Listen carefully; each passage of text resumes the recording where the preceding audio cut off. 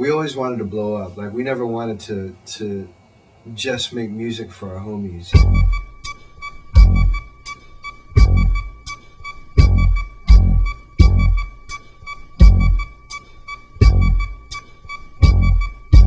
It's important, I think, for us not to romanticize the fact that people wanted to conquer the world.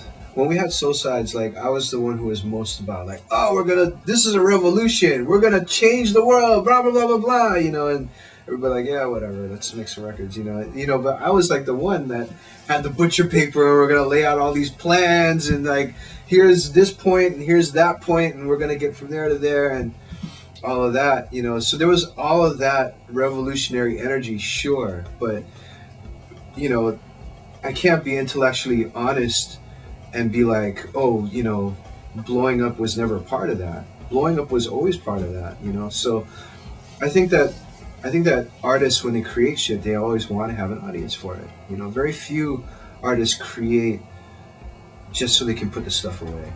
The thing about hip hop that's really important to remember, though, is that it didn't ever need to be validated by somebody that had authority. It didn't need to be validated by a politician or a business person, in order for it to work. And so the ultimate creativity of hip hop just comes from that expression from me to you, And in the process of hip hop blowing up, a lot of interests come in that want to use it or take it for what they can get out of it as well. The transaction is key, so you can keep the lights on and put food on the table and all that kind of shit, but the transaction isn't the main thing. The main thing is the transferal and the interaction as opposed to the transaction. So I think that that's like the thing that guides all of us in what we do, and at the end of the day, it's what makes this stuff last and endure. It's not just some disposable piece of thing that'll end up in a landfill, hopefully for people. It's something that affects people, that people can affect the artist back, and it's part of the process of living, of being part of the world. I went to Indonesia recently, and I was just tripping on like the hip hop out there, and the graffiti and the street art out there a lot.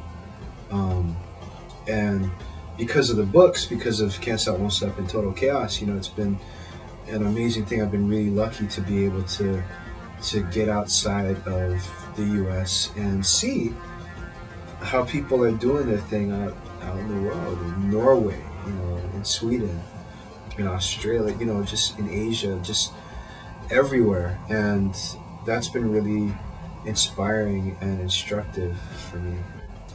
I can go somewhere immediately and not necessarily know the language, but find the kids that are doing hip hop or street art, and we're immediately communicating.